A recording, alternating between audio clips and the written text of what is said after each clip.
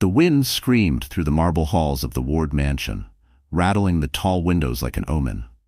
Elena Ward, 7 months pregnant, stood barefoot on the cold floor, trembling beneath the glow of the chandelier. Her husband, Cole, the man she had once believed was her forever, loomed in front of her with eyes that no longer recognized her. Behind him, Riley Pierce, his flawless PR manager and newest obsession, smirked, a pair of silver scissors glinting in her manicured hand.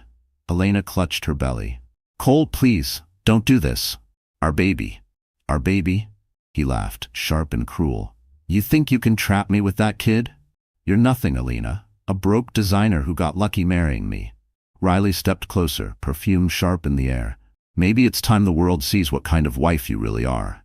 She grabbed a fistful of Elena's dark hair and pulled. Elena cried out, but Cole didn't move. The first snip sliced through the silence. Strands fell like black feathers on white marble. Each cut was a humiliation, a declaration that the life she knew was over. "Smile," Riley whispered. "The cameras love a tragedy." Cole had installed security cameras everywhere. Tonight, one blinked red in the corner, capturing every second. When Riley was done, she shoved Elena toward the open door. Snowflakes whirled in, clinging to Elena's bare shoulders. "Get out," Cole barked. "Take your pity and your lies somewhere else." Elena stumbled into the storm, clutching her coat. The cold bit into her skin. The baby kicked weakly, as if pleading. Behind her, laughter echoed from inside. Then the heavy slam of the door cut it off. The mansion's lights glowed warm through the snow, mocking her. She turned once more, hoping for a flicker of mercy, but saw only Riley's silhouette drawing the curtains. Her phone slipped from her numb fingers into the snow. The battery light blinked, then died. For a heartbeat, she thought she saw movement beyond the gate. A dark car parked under the trees, headlights off, but she was too weak to care. Her knees gave out. She fell onto the icy driveway, her breath coming in ragged bursts. The last thing she heard before darkness swallowed her was the faint hum of an engine and a man's voice, distant but firm. "Target found. Proceed to extraction." Somewhere, the red light on the mansion camera kept recording, streaming every second to a hidden server no one knew existed. Snowflakes still clung to her lashes when Elena opened her eyes. The world was a blur of soft gold light and linen sheets that smelled of lavender and antiseptic. Her body ached, her head throbbed, and her throat felt raw from crying. For a moment she thought she was dead. Then a faint beeping sound broke through the fog. A heart monitor. Somewhere close, a machine hissed with oxygen. She wasn't dead, but she wished she could be. She tried to sit up, but pain shot through her ribs. A nurse in a Navy uniform appeared, calm and efficient. "You need to rest, Mrs. Ward," she said softly. "The baby is fine. You're safe now." Safe, the word made no sense. The last thing Elena remembered was the snow, the scissors, Riley's laughter echoing inside her skull. Her hand shot to her hair. The cropped strands brushed her fingertips, uneven and jagged. The humiliation came rushing back in a wave so sharp she nearly gagged. "Where am I?" she whispered. Before the nurse could answer, the door opened. A tall man in a black suit entered. His presence filled the room, steady, controlled, and unmistakably powerful. His gray hair was combed back neatly, his expression unreadable. "Good evening, Miss Ward," he said. Elena frowned. "Who are you? Where's my husband?" The man studied her for a moment. "Mr. Cole Ward has been informed that you're under medical care. That's all he needs to know for now." "That doesn't answer my question." He moved closer, placing a leather folder on the table. "My name is Martin Gray. I work for someone who has been watching over you for a long time." Her stomach twisted. "Watching me? Why?" "Because you're not just Mrs. Cole Ward," Martin said quietly. "You're Elena Moore, the only daughter of Victor Moore." The name hit her like a slap. Her heartbeat roared in her ears.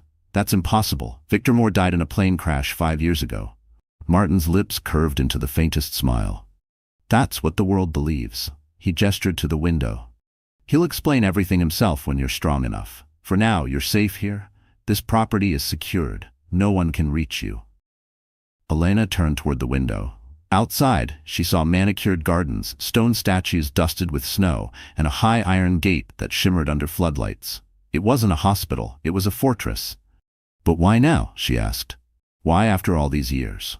"Because," Martin said, "your father has finally found the people who destroyed his empire, and one of them just laid hands on his daughter. The room fell silent. For the first time since that night, Elena felt something stir beneath the layers of grief, an ember of fury. Martin handed her a small device, a silver flash drive. This was recovered from your husband's mansion. It's a backup of his home security system. Everything that happened that night is here. Elena's breath hitched. The cameras were recording? Yes, and they were transmitting to a private server, encrypted under your father's name. She stared at the flash drive, trembling. Every snip of the scissors, every cruel laugh, it was all there, proof. Martin met her gaze. When you're ready, Miss Ward, your father wants you to see something else. He calls it the first piece of justice.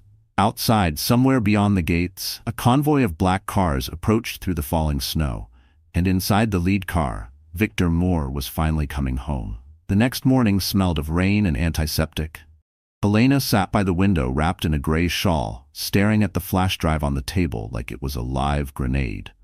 Her reflection in the glass, short hair, pale skin, hollow eyes, looked like a stranger's. Every time she blinked, she heard the scissors again, felt Riley's hand in her hair. The door clicked open. Martin entered, followed by two men in black coats. Between them walked a figure she'd only ever seen in photographs. Dad? The word escaped before she believed it. Victor Moore stopped in the doorway. His presence was thunder in human form. Tall, silver-haired, eyes the color of storm clouds. He crossed the room slowly, almost afraid she'd vanish if he moved too fast. Then he reached her, and his hand trembled as he touched her cheek. "Elena," he said, his voice rough. "You're alive." She broke then, sobs tearing out of her chest, years of loneliness collapsing all at once. He held her tight, whispering, "I'm sorry. I'm so sorry." When her breathing steadied, she pulled back. "How? Everyone thought you were gone." Victor's gaze hardened. "That crash wasn't an accident. Someone sabotaged the plane. I survived because one of my pilots switched flights last minute. We faked my death to flush out the people who tried to destroy me." Her mind spun. Who would do that? He looked toward the window, his jaw tight. Cole's father, for one. He was my partner once. After I died, he took over my projects, buried the evidence, and disappeared with most of my investors' money. Now his son has my daughter, and he dared to humiliate her on camera. Elena felt her stomach twist. "You knew about the video?" Victor nodded. "I've seen it." His voice cracked slightly. "Do you have any idea what it's like to watch your own child beg for mercy?" She lowered her eyes. "I didn't want you to see that." "I needed to." He walked to the desk, picked up the flash drive and slid it into a small projector. The wall flickered alive with images. The marble floor, the chandelier, Cole's sneer, Riley's scissors. Elena flinched but forced herself to watch. Victor didn't speak until the video ended. Then he said quietly, "This recording isn't just humiliation. It's evidence. Martin has already sent copies to the federal investigators who owe me favors." Elena blinked. "You're going to expose them?" "Oh, not just expose," Victor said, his tone chilling. "I'm going to erase them, financially, socially, legally, and when they have nothing left, I'll let the law finish what I started." She stared at him. "I don't want blood, Dad. I just want peace." He gave her a sad smile. "Peace doesn't come free, sweetheart. Sometimes justice demands a little noise." For a long moment they stood in silence, father and daughter bound by shared scars. Then Victor pressed a button on his tablet. Screens around the room lit up with live feeds. Cole's mansion, his office, even Riley's penthouse. "They don't know it yet," he said, "but every move they make now belongs to us." Outside, thunder rolled across the city as the snow turned to rain. Elena looked at her father and felt something awaken inside her, a mixture of fear, fury, and power. "Then let's make them see," she whispered. And somewhere in Manhattan, Riley Pierce's phone started ringing, an unknown number flashing on the screen labeled simply, "Justice." The storm had passed, leaving the city soaked in gray. From the balcony of his hidden estate, Victor Moore stared at the skyline he once ruled. Every window of those glittering towers reminded him of the men who had stolen from him, the empire they'd gutted, and now the daughter they had humiliated. His fingers tightened around a glass of bourbon until it cracked. Martin stood behind him, cautious. "Sir, the footage has gone viral on a small underground channel. Someone leaked it." Victor didn't turn. "Who?" "We're tracing the IP, but it might have been from inside Cole's security team." Victor's voice dropped to a whisper, colder than ice. Let them leak. The world needs to see what kind of man Cole Ward is. He turned toward Martin, eyes sharp as razors. And I need every record of his transactions for the last 3 years. Offshore accounts, shell companies, tax filings. I don't care how illegal the access is. Get it? Yes, sir? Victor walked back inside, where Alina sat curled on the couch, watching the rain slide down the window. She looked smaller than he remembered, fragile, haunted. Yet there was something else beneath that pain. A quiet fire that hadn't existed before. He sat beside her. They hurt you because they thought you were powerless. Elena's voice was soft but steady. Maybe I was, he shook his head. No, you were merciful. That's different. She turned to him. What are you planning? Victor exhaled slowly. I'm going to give them the illusion of victory. Cole thinks he owns everything. His company, his mansion, his reputation. I'll let him build higher, then pull the ground out from beneath him. That sounds dangerous, he smiled faintly. Darling, revenge is always dangerous, but this time, it's precise. Martin returned carrying a file thick with documents. We found his offshore chain. 2 companies registered in the Cayman Islands, both funneled through Riley Pierce's marketing firm. Helena frowned. So she's in on the money laundering? Victor nodded. Completely.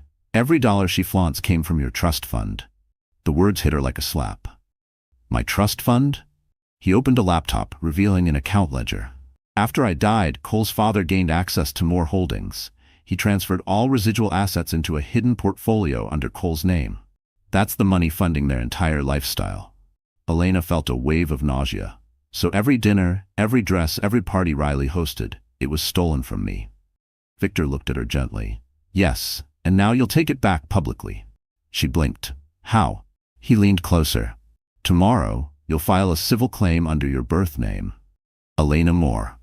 We'll use your marriage certificate and the original Moore Holdings seal as proof of misappropriation. The media will eat it alive. But Cole will fight. That's the point, Victor said. He'll come out swinging, loud and arrogant, just like his father. And while the world watches, we'll quietly hand every shred of his financial corruption to the federal investigators. By the time he realizes, the house of cards will collapse. Elena stared at him, torn between fear and awe. You've planned this for a long time, haven't you? For 5 years, he said. They stole everything from me. Then they took you. That was their last mistake. Thunder rumbled again, though the sky was clear now. Victor stood, finishing his bourbon. It's time they learn what happens when you touch a Moore. Outside in the distance, Cole Ward laughed inside his glittering office, unaware that his entire kingdom had just been marked for destruction. And in Riley's penthouse, the first anonymous email arrived. Subject line, "You're next." Cole Ward leaned back in his leather chair, the city glittering beneath his office windows like a spread of diamonds he thought he owned. His reflection smiled back at him from the glass. Perfect suit, perfect life, perfect control. To new beginnings, he said, raising his whiskey. Across from him, Riley Pierce clinked her glass, laughing in that soft, honeyed tone that used to charm investors and crush reputations. The media's eating it up, Riley said.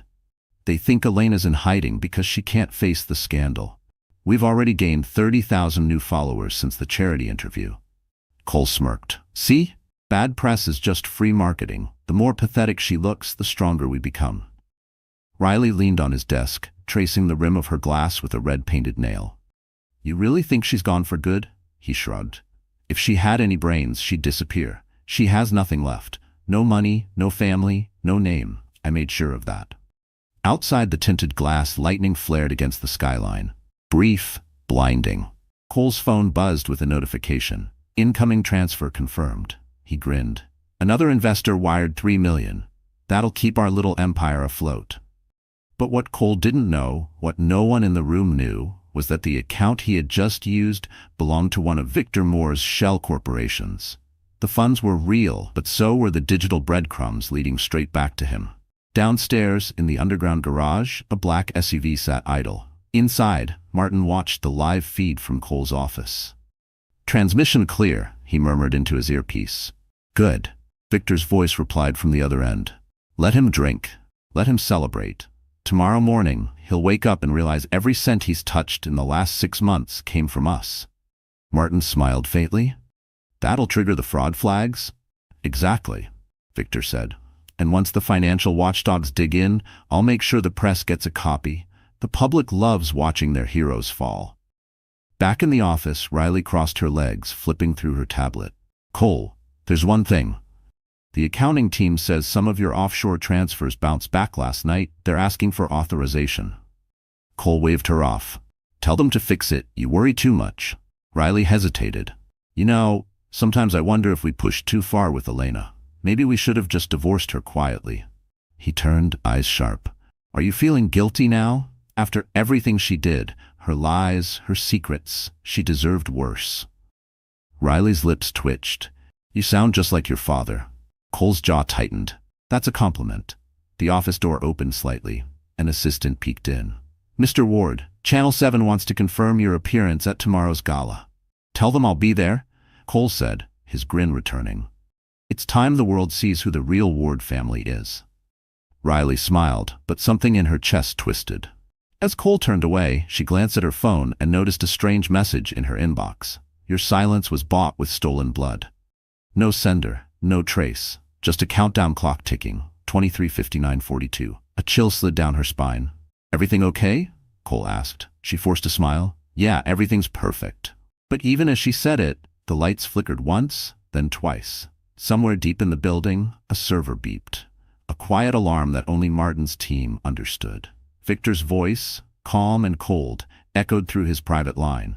The trap is set. Tomorrow the empire collapses. And in Cole's office, the whiskey glass slipped just slightly, leaving a crack that neither of them noticed. Morning sunlight spilled over Manhattan, bright and merciless. Cole Ward woke to the buzz of his phone vibrating across the nightstand. He groaned, half asleep, until Riley's sharp voice from the kitchen jolted him upright. Cole, turn on the TV. Now. He stumbled out of bed, hair tousled, grabbing the remote. The moment the screen flickered to life, the blood drained from his face. Every major news channel was showing the same clip. His mansion, his voice, Riley's laughter, Elena's screams, the scissors, the humiliation, the door slamming. Cole froze. What the hell is this? Riley's hands shook as she poured coffee she wouldn't drink. It's everywhere. Every outlet, every platform. #Justice for Elena is trending worldwide. Cole's jaw tightened. That's impossible. Those tapes were private. They were deleted. Riley shook her head. Somebody had a backup. They uploaded it to dozens of accounts at once. Even if we take one down, 20 more pop up. The footage replayed again on screen. Elena begging, Riley sneering, Cole laughing. The anchor's voice cut through the audio. Sources confirm the video originated from inside Ward Enterprises' security system. Experts say it could open an investigation into domestic violence and corporate abuse. Cole snatched his phone, dialing his PR manager. Martin, shut this down. Spin it, pay someone, I don't care. Just make it disappear. The line clicked. Martin? Silence. Then a flat, unfamiliar voice answered, Mr. Ward, Martin Gray doesn't work for you anymore. Cole froze. Who is this? Someone who believes every action has consequences. Click, the line went dead. Riley looked at him, her face pale. Cole, what did he mean? He slammed the phone down. It's a bluff. We'll bury this. Money fixes everything. But by noon, money couldn't buy silence. Protesters gathered outside Ward Enterprises, holding posters of Elena with the words, she deserved better. Sponsors pulled their contracts. The company's stock plummeted 12% in 2 hours. Riley's phone kept buzzing with reporters, ex-clients, and former friends demanding statements. She finally turned it off, shaking. They're calling me a monster. They found my home address. Someone painted shame on my car. Cole paced the office, breathing hard. They'll get bored in a few days. But deep down, he knew the damage was permanent. He grabbed a bottle from the minibar and poured a drink. It's her father, he muttered. It has to be. He's behind this. Riley frowned. Her father's dead, Cole. He turned slowly, eyes bloodshot. Then explain this. He threw a printout onto the desk, a news headline from an anonymous financial blog. Former billionaire Victor Moore spotted alive in Zurich. Riley's mouth went dry. That's impossible. Cole leaned close. Nothing's impossible with that man, and if he's alive, we're both screwed. Before Riley could reply, the office door burst open. Their head of finance, pale and sweating, stammered, Sir, our accounts are frozen. The Federal Bureau just served us a notice. They're investigating us for money laundering. Riley gasped. Money laundering? From where? The man swallowed hard. They said, from the Cayman accounts under your firm's name, Miss Pierce. Cole turned to her, fury blazing. What did you do? I followed your instructions, she cried. Outside, a crowd was gathering beneath their building, chanting Elena's name. News helicopters circled overhead. The city that had once adored them now pointed its cameras like weapons. Cole grabbed his phone again, screaming into the void. You hear me, Elena? You won't win. But miles away, in Victor Moore's control room, Elena watched the live broadcast on a giant screen. Her father's voice was calm beside her. He's already losing. And as Cole's empire cracked on every channel, a single new email arrived in his inbox. Subject line, the beginning of the end. By the next dawn, Ward Enterprises was no longer the gleaming monument Cole believed it to be. The once bustling lobby stood half empty. Reporters camped outside like wolves scenting blood. Inside the penthouse office, Cole's phone vibrated non-stop. Lawyers, shareholders, journalists, all demanding answers he didn't have. He stared at the headlines, plastered across every screen. Ward Empire faces fraud investigation. Viral video sparks national outrage. Each article cut deeper. He had built his reputation on power and control, and now both were slipping through his fingers. Riley stormed in, hair disheveled, sunglasses hiding bloodshot eyes.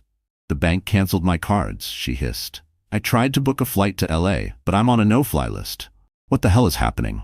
Cole didn't look up. Someone wants us trapped. Whoever leaked that footage planned every move. Riley slammed her purse onto the table. It's your fault. You dragged me into this. My fault? Cole snapped, standing. You wanted fame. You wanted the spotlight. Well, now you have it. Their shouting echoed off the glass walls until a knock interrupted them. Their chief of security, a bulky man named Harris, entered carrying a small tablet. Sir, you should see this. He pressed play. The screen showed a dark room filled with monitors, servers blinking like constellations. A voice, distorted and cold, spoke through the static. Cole Ward, Riley Pierce, you stole what wasn't yours. Now every file, every dollar, every secret you've hidden belongs to us. Then the screen flashed with numbers, account codes, offshore transfers, encrypted data unraveling line by line. Riley's breath hitched. That's my company's financial server. Cole's voice dropped to a growl. How did they get in? Harris shook his head. They didn't hack us, sir. They owned the network from the start. Whoever this is, they've been inside our system for months. Cole's blood ran cold. Victor Moore. He swept the papers off his desk, fury replacing fear. Get me my father's old contacts. We'll fight this like he would. But even as he spoke, another alert pinged. An official notice from the Federal Bureau of Financial Crimes. Your business license is under immediate suspension pending investigation. Riley sank into a chair, trembling. Cole, we're finished. Do you hear me? Finished. No, he muttered. Not yet. He grabbed his coat and stormed toward the elevator. Riley followed, desperate. Where are you going? To find out who's pulling the strings. Downstairs, in a parking garage lined with shadows, Cole met an old man in a gray suit, one of his late father's surviving lawyers. You want truth? The man said quietly. Then stop digging your own grave. Victor Moore isn't just alive, he's already bought half your company through proxies. Cole's heart stopped. That's impossible. The lawyer handed him a sealed envelope. He sent me this last night. Said you'd recognize the handwriting. Cole tore it open. Inside was a single photo. Elena in a hospital gown, hair cropped, smiling faintly beside Victor Moore. At the bottom, written in ink, for every strand you cut, I'll take one thread from your empire. Cole crumpled the photo, face flushing with rage. He wants war. Son, the lawyer said, stepping back. He already started it. Back at the mansion, Elena watched the security feed on a large screen. Cole's furious expression filled the frame. Her father stood behind her, silent, satisfied. He's starting to realize, Victor murmured. Elena whispered. What happens now? Victor's eyes glinted. Now we show him what it feels like to lose everything in public. And far below their estate, in an anonymous office downtown, an FBI task force opened a new case file labeled Ward Financial Crimes, Primary Suspects, Cole Ward, Riley Pierce. The city hummed like a hornet's nest, electric with rumors and deadlines. By mid-morning, Ward Enterprises' trading floor was a war zone. Screens flashing red, traders shouting into phones that kept going dead. Cole paced like a caged animal, fury replacing the arrogance that had once defined him. He had hired the best crisis team money could buy, but nothing could buy back time, and nothing could stop the law when it had a lead. Outside, black SUVs screeched to a halt. Agents in plainclothes and suits moved with surgical precision. The federal task force had a warrant, and they weren't wasting a minute. A squad entered the penthouse belt first, flashes of badges catching the office chandeliers. Cole stood rigid, hands behind his back, as a young agent read off the warrant, charges of money laundering, fraud, and obstruction. He felt the ground shift under him, the empire he'd built thinning into paper and dust. Riley watched from the couch, pale as the cream linens. Her designer handbag thudded to the floor as agents unpacked laptops, external drives, and boxes of documents. Her face flitted between defiance and panic. She had always believed herself untouchable. Untouchable until you mixed greed with someone who had nothing left to lose. "We're taking everything," the lead agent said, voice calm but unyielding. "Electronic devices, financial ledgers, and any evidence of offshore transactions." Cole tried to protest, to spin a story of innocent transfers and misinterpreted filings. The agents listened but didn't flinch. One of them, a woman with tired eyes and a voice that measured truth, asked him to step aside. "We'll sort it out in due course," she said. "Right now, please remain cooperative." Minutes turned into an hour. What had been private accounting folders and coded spreadsheets lay open under the harsh light. Trail maps of shell corporations, suspicious wire transfers, invoices with forged signatures. Riley's marketing invoices, once used as a shield for lavish payments, were flagged, time-stamped, and linked to accounts hidden behind layers of nominees. The agents moved with the calm certainty of those who had seen crimes traced in the dirt 100 times before. Then, like a hammer blow, a tech specialist called for attention. "We found encrypted logs," he said, fingers flying across a keyboard. He decrypted a file, and a ledger scrolled across his screen. Payments routed to a Cayman account, subsequently funneled through Riley's firm, then dispersed into a network of shell companies, companies registered under names of people who no longer existed. Cole's face drained. He had always understood money as control. He had never imagined he could be controlled by the flow of dollars he thought he commanded. Outside, news vans swarmed. Cameras followed the agents as they carried boxes into waiting vehicles. The city watched as the facade of success was dismantled in plain sight. Ward Raid became a trending tag. Clips of the raid looped endlessly, commentators speculating about prison sentences, restitution, and disgraced dynasties. Riley's phone rang off the hook. Journalists, former clients, investors demanding comment. She stared at the screen as if at an executioner's blade. For the first time, she felt the cold realization that fame bought with stolen money was a currency that never paid back. Cole was escorted to a waiting SUV in cuffs. He shouted for his name, for his father, for someone, anyone, to salvage what remained. His voice swallowed by the press corps' roar, he watched through the tinted window as his offices emptied, as boxes labeled with his life, contracts, trophies, framed photos, were loaded and driven away. Meanwhile, in a secure room miles away, Victor watched a live feed, expression unreadable. Elena stood beside him, fingers woven through his, watching the man who had hurt her for so long become a shrinking image on a screen. Victor's phone buzzed. A simple message displayed, Phase 1 complete. Elena exhaled, a long, small sound, not triumph, not joy, but the soft beginning of release. As Cole's SUV turned the corner, a federal prosecutor closed a folder and whispered, "Prepare the indictment." Night fell over the city like smoke after battle. Inside the Moore estate, the glow of computer screens cast long blue shadows across the marble floor. Elena sat in her father's private control room, arms folded across her chest, staring at the live footage of Cole's arrest replaying on every major network. It should have felt like victory. Instead, all she felt was the hollow ache of years lost. Victor entered quietly, setting a cup of tea beside her. "He's in custody," he said. "They'll book him tonight. Riley too, once they finish interrogating her." Elena didn't look up. "Then it's over?" He studied her, then shook his head. "It's never over that easily. Men like Cole don't surrender. They plot from the ashes." As if on cue, one of the monitors blinked red. Martin's face appeared via secure feed. "Sir, you need to see this." Someone just tried to access your daughter's medical records. The attempt came from a private server in Ward's old office. Elena frowned. He's in jail. How could he? Someone on the outside is helping him, Martin said grimly. Likely one of his remaining board members. Victor's jaw tightened. Track the signal. I want names. The feed cut off. The room fell silent except for the soft hum of machines. Elena turned to her father. Why can't they just let it end? Victor's expression softened. Because power never dies quietly.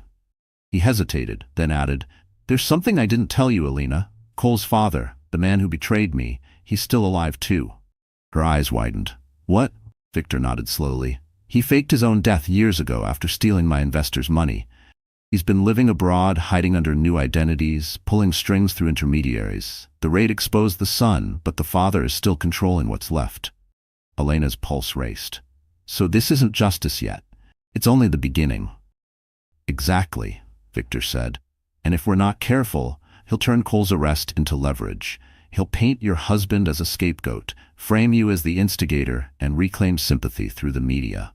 The words stung because they made sense. Elena had seen how easily public opinion shifted. Just one viral headline and the crowd could crown a devil as victim.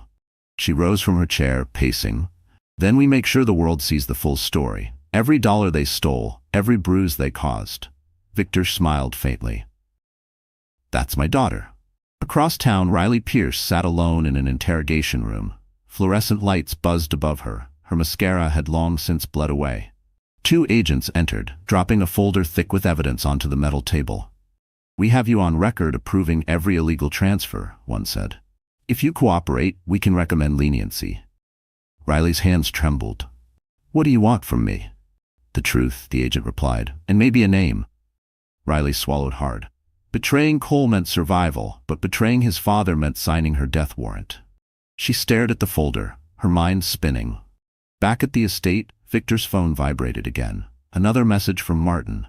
The elder ward is moving funds out of Switzerland. We have one chance to intercept. Victor turned to Elena. This is where it gets dangerous. He'll come for you to stop us. Elena met his gaze, her eyes steady. Then let him come. I'm not the same woman they threw into the snow.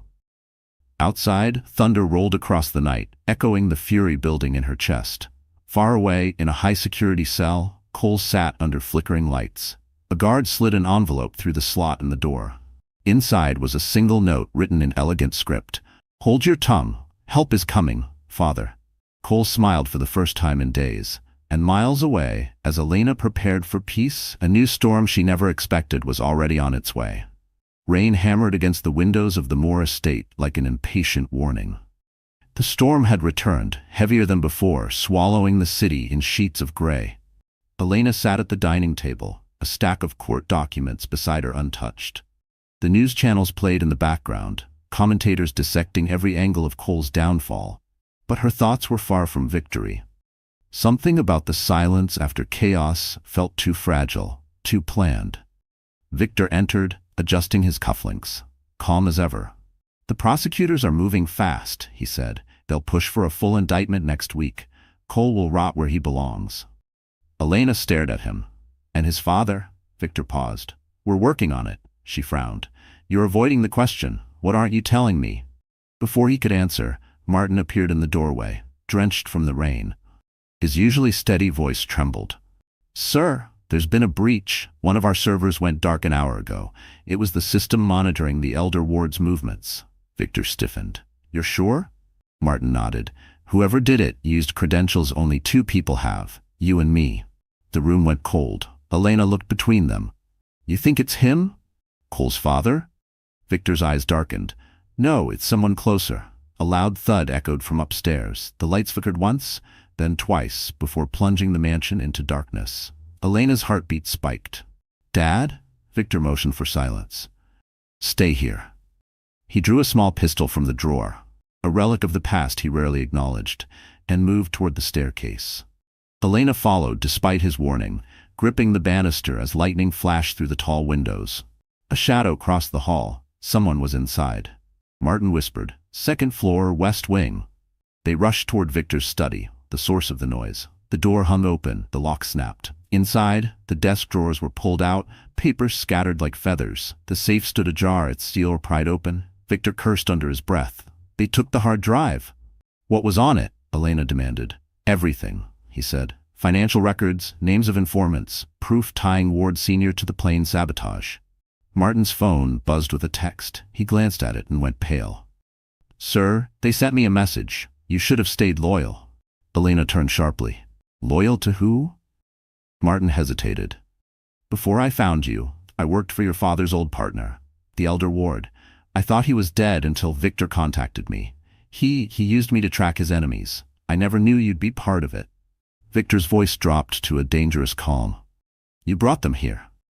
I didn't mean, but the rest of Martin's words were drowned by the crash of glass as a bullet shattered the window.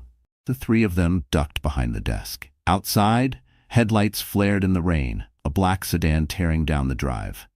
Victor aimed and fired once. The car swerved, tires screeching, then vanished into the storm. When silence returned, Martin was clutching his shoulder, blood seeping through his fingers. Elena knelt beside him, hands shaking. You're going to be okay. Martin's breath came shallow. He's coming for you next. The father, not the son. He gripped her wrist weakly. He wants the inheritance your mother left. He thinks it's still hidden somewhere only you can unlock. Elena's stomach dropped. My mother's inheritance? That company. Victor met her eyes, realization dawning. That's what he's after. Not revenge. Control. Thunder cracked overhead, rattling the walls. Elena looked out the broken window into the storm. Somewhere out there, the real mastermind was moving. And for the first time, Elena understood that her nightmare had only changed faces. The night after the shooting felt endless.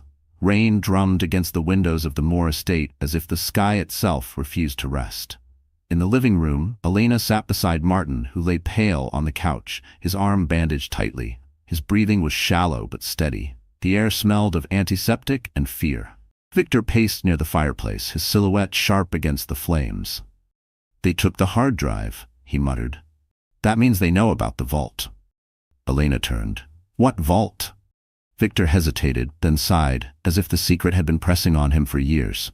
Your mother's project. Before she died, she hid something. Something bigger than money or property. It's the reason the elder Ward tried to destroy me. Elena's pulse quickened. What was it? Blueprints, he said. A design for a renewable energy core. It could have revolutionized the industry. She wanted it to belong to the public, not corporations. Ward wanted it buried so his oil empire could keep thriving. Elena sat back, stunned. That's what this has all been about? Not revenge. Greed. Victor nodded grimly. When the plane went down, everyone thought the files were lost with me. But your mother split the data, hid half with me and half with you. With me? Elena frowned. I never had anything. He gave a sad smile. You do. The pendant you've worn since you were a child, it's not just jewelry. The microchip inside contains the access key. Her hand flew to her neck. The small silver pendant glinted in the firelight. You're saying this little thing could destroy them? Or save them, Victor said. Depends who holds it. Before she could respond, headlights flashed outside the gates. Victor's security team moved instantly, but it was too late. A delivery van had slipped through the storm, its logo fake. The guards shouted, guns raised, as the van exploded into smoke, and alarms blared through the mansion. Victor pulled Elena to the ground. They're here. Through the chaos, masked men stormed the foyer. Bullets shredded the paintings on the walls. Elena crawled toward the couch where Martin lay, trying to pull him to safety. Go, Martin gasped. They're after you, not me. But she refused to leave. With trembling hands, she pressed a remote on the side table, activating the estate's emergency lockdown. Metal shutters crashed down over the windows. Steel doors sealed the halls. The intruders were trapped inside. Victor fired once, twice, precise, controlled shots. 2 attackers fell, the rest scattered. Smoke filled the corridor. Elena's lungs burned as she grabbed her father's arm. We have to move. They raced toward the hidden elevator behind the library. The walls trembled as another explosion rocked the house. Elena's heart pounded. The pendant around her neck felt heavier than ever, as if the world's fate hung from its chain. The elevator doors closed just as fire spread through the lower hall. When they reached the basement, Victor turned to her. We can't stay here. We'll move to the safe house in the Catskills, but first. He opened a steel cabinet, pulling out a black briefcase. Inside were files, encrypted drives, and photos, proof of everything Ward Sr. had done. Elena stared at the papers. This is enough to bury him. Victor's jaw tightened. Yes, but he won't go quietly. He wants what's around your neck, Elena, and he'll kill to get it. She gripped the pendant, feeling its edges bite into her skin. Then he'll have to find me first. Above them, the house alarms fell silent. The intruders had vanished into the night, leaving only smoke and wreckage. Victor placed a hand on her shoulder. This is the moment you decide who you are, Elena, victim or legacy. Her answer came steady and cold, legacy. And somewhere, far from the burning estate, a man watched the fire on a tablet screen and whispered, "Found her." Snow fell again, heavy and silent, blanketing the upstate mountains like a shroud. The narrow road to the Moore family's safe house wound through the forest, invisible beneath the white. Inside the armored SUV, Elena sat in the back seat, clutching the pendant that held the microchip. Every bump in the road felt like a heartbeat out of rhythm. Victor sat beside her, his face tight with exhaustion. "We'll stay here until Martin recovers," he said. "Once he's stable, we go public with the files. Ward Sr. won't survive the fallout." Elena nodded, but said nothing. Her mind replayed the attack, the fire, the masked men, the look in their eyes when they searched for her. They weren't thieves, they were hunters. The SUV pulled up to the cabin, a stone and wood fortress tucked into the hillside. Security cameras rotated on the roof, beams of light cutting through the snow. 2 guards emerged from the shadows to greet them. Victor gave a curt nod. "Sweep the perimeter every hour, no exceptions." Inside, warmth and silence wrapped around them. The place smelled faintly of cedar and gun oil. Elena dropped onto the couch, staring into the crackling fire. "I hate hiding," she murmured. "It feels like I'm waiting to be attacked again." Victor poured 2 cups of coffee and handed her one. "We're not hiding, we're buying time." He sipped his drink, eyes on the flames. "I built this safe house before you were born. I never thought we'd actually need it." Before Elena could answer, the front door burst open. A guard stumbled in, bleeding from a gash on his shoulder. "Sir, they're here." Victor's cup shattered on the floor. "How did they find us?" The guard gasped. "Someone inside leaked the coordinates." Then he collapsed. Elena's blood ran cold. "It can't be Martin. He's unconscious." Victor's expression hardened. "Then it's one of the new men. Go to the panic room, now." She grabbed the pendant and sprinted down the hallway. The gunfire started seconds later, echoing through the cabin like thunder. She ducked behind a column, heart pounding, as bullets splintered wood above her. A masked intruder stepped into the hall, scanning the shadows. His voice crackled through a radio. "Target confirmed. The girl's here." She held her breath, fingers gripping the pendant like a weapon. A gunshot exploded from behind. The intruder fell before he could turn. Victor emerged from the smoke, reloading calmly. "Keep moving." They reached the panic room, a steel chamber hidden behind a false bookshelf. As the door sealed, Elena caught her reflection in the mirrored wall. Hair uneven, face streaked with dirt, but eyes blazing with defiance. Inside, Victor opened a small monitor linked to the security feeds. Outside, 3 SUVs had surrounded the cabin. Men in tactical gear fanned out, cutting power lines and disabling cameras. Then a new figure appeared among them, a tall man in a charcoal coat, face half hidden under a fedora. Even through the grainy feed, his presence sent a chill through the room. Elena whispered, "Who is that?" Victor's voice dropped to a growl. "That's the Elder Ward." The man looked straight into one of the cameras, as if he could see them watching. Then he smiled, a slow, deliberate curve that promised ruin. He lifted a walkie-talkie and said, "Bring her out alive. The pendant is mine." Elena clenched her fists. "He wants the key to Mom's design. He'll never get it." Victor met her gaze. "Then we fight on our terms." He pressed a code on the console, activating a series of underground tunnels. "We go through the north exit. Once we reach the chopper, we contact the press directly." The walls shuddered from another explosion. Dust rained from the ceiling. Victor took her hand. "No matter what happens, you run and don't look back." But Elena didn't move. "Not this time. I'm done running." Outside, the Elder Ward's men breached the main door, only to find the cabin empty and a message scrawled across the wall in red. "You taught me how to survive. Now watch me win." The forest swallowed them whole. The night was silent, except for the crunch of boots over frozen earth and the distant hum of engines combing the mountain roads. Elena ran beside her father through the narrow escape tunnel that opened into a frozen ravine. Steam curled from their breath. Somewhere behind them, gunfire echoed as Ward's mercenaries stormed the burning cabin. Victor pressed a hand to his earpiece. "Martin," he said between breaths, "status report." Static. Then a weak voice answered, "I'm alive. Barely. I rerouted the signal. They think you're heading south." "Good man," Victor said. "Hold position until extraction." Elena tightened her grip on the pendant around her neck. "Dad, this isn't sustainable. We can't just keep running." Victor gave a grim smile. "Who said anything about running? We're leading them exactly where I want them." They trudged through the snow for another mile before reaching a clearing. An old communications tower stood half-collapsed against the horizon. It looked abandoned, but Victor's handprint on a rusted panel triggered a faint click. A section of the wall swung open, revealing a stairwell spiraling underground.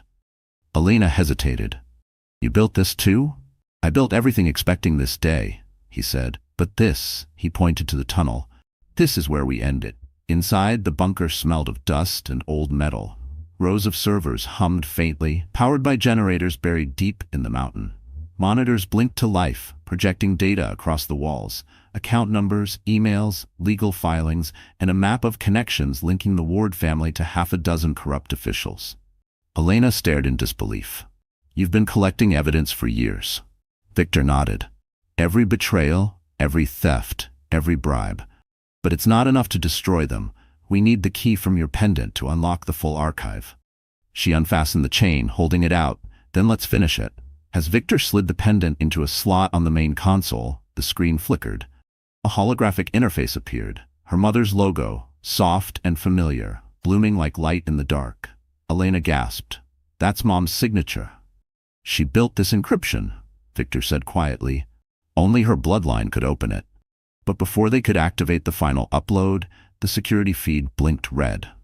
A fleet of black SUVs had stopped at the edge of the forest. Dozens of armed men spilled out, advancing toward the tower. At their center was a tall silhouette in a charcoal coat.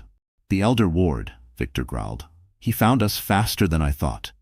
Elena's hands flew to the keyboard. "How long to transmit the data?"